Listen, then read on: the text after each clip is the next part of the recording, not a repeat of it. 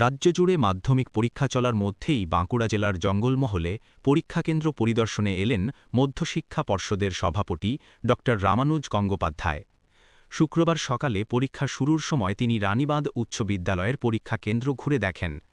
তার সঙ্গে ছিলেন পর্ষদের বাঁকুড়া জেলার আহ্বায়ক গৌতম দাস, সদস্য অগ্নিময় চট্টোপাধ্যায়, তাপস বন্দ্যোপাধ্যায় সহ অন্যান্য আধিকারিকরা।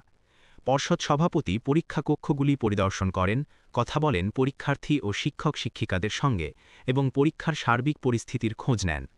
পরিদর্শন শেষে সংবাদমাধ্যমের সামনে ড রামানুজ গঙ্গোপাধ্যায় জানান, ইতিমধ্যেই দুটি পরীক্ষা সম্পন্ন হয়েছে এবং সামগ্রিকভাবে মাধ্যমিক পরীক্ষা ভালোভাবেই চলছে। তিনি বলেন, গত বছরের মতো এবছরও নির্বিঘ্নে পরীক্ষা নেওয়াই পর্ষদের লক্ষ্য। তিনি আরও জানান, চলতি বছরে জেলায় একজন পরীক্ষার্থী মোবাইল নিয়ে ধরা পড়েছে।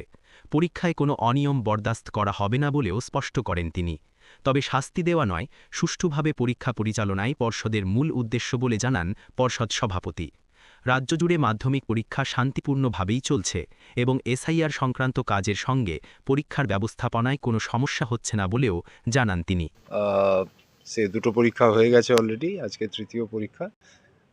সো আমরা আশা করছি খুব ভালো হচ্ছে। আমি সেই জন্যেই বিভিন্ন জায়গায় এসে দেখছি যে ব্যবস্থাপনা আমাদের সহকর্মীরা কিভাবে করছেন না করছেন, ছাত্রছাত্রীরা কিভাবে পরীক্ষা দিচ্ছেন। সো আমি সেই সুদূর একদম সাগরের কাছ থেকে এখন এখানে, সো পুরোটাই ঘোরা হচ্ছে, দেখা হচ্ছে। আশা করব যে পরীক্ষা খুব ভালো হবে। আমি ছাত্রছাত্রীদের শুভেচ্ছা জানাই।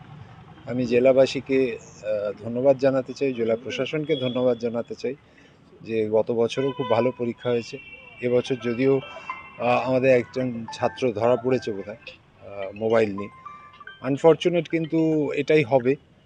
আমরা সজাগ, নিয়ে ঢুকলে ধরা পড়বে, পরীক্ষা ক্যান্সেল হবে, কিন্তু এটা আমাদের উদ্দেশ্য না, আমাদের পরীক্ষা নেওয়াটা উদ্দেশ্য।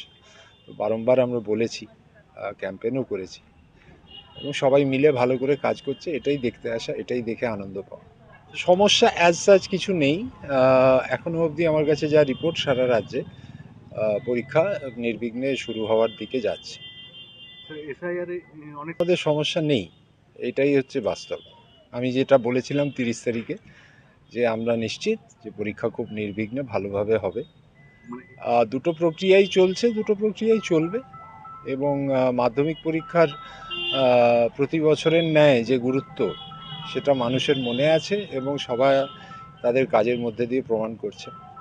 এবং আমি যে আশ্বস্ত ছিলাম 30 তারিখে, সেই আশ্বস্ত থাকার যে কারণ আছে, সেটা এই আজকে নিয়ে 3 দিনে প্রমাণ পাচ্ছে। ব্যুরো রিপোর্ট, জেলার বার্তা।